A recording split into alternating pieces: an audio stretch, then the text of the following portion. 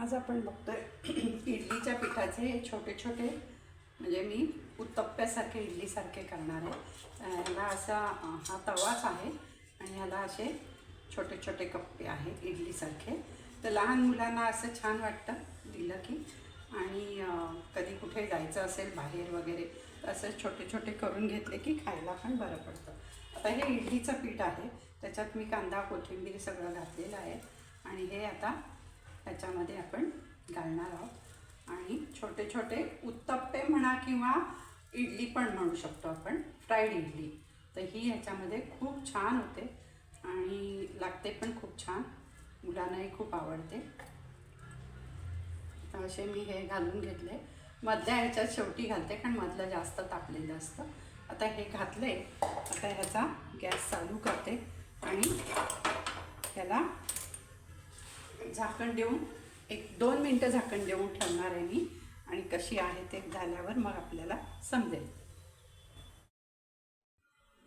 आता 2 मिनटं झालेली आहेत, वरतून थोडंसं याला तेल लावते मी आणि आपण उलटून बघू।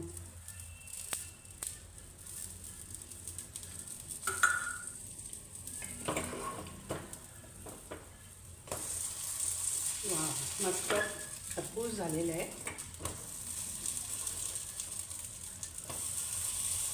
मधलं बघा, मधलं शेवटी टाकलेलं ना तरी मधलं लवकर काळं पडतं, ते आधी उलटायला पाहिजे।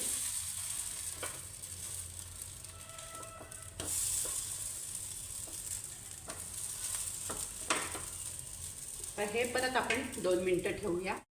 बघा, दुसऱ्या बाजूने पण आपले छान आप्पे नाही, आप्प्यासारखंच आहे हे, तयार झालेले आहेत। हे बघा छान खरपूस झालेले आहे। त्यामुळे आता आपण गॅस हा झालेला नाही, हा मध्ये टाकते मी। हे स्पॉन्जी पण होतात आणि खायला पण खूप छान लागतात आणि मुलांना तर खूपच आवडतात। बघा, आपली फ्राईड इडली तयार आहे, मुलांना पण खायला खूप आवडतं आणि ह्याच्यात आपण भाज्या टाकू शकतो आणि कांदा कोथिंबीर काही घालू शकता तुम्ही, आणि हे नुसतं सॉस बरोबर पण छान लागतात। आणि एक तोडून बघूया। हे बघा, आतमध्ये किती जाळी सुटली आहे, याला मस्त स्पॉन्जी झालं आहे, छान जाळी सुटली आहे, त्यामुळे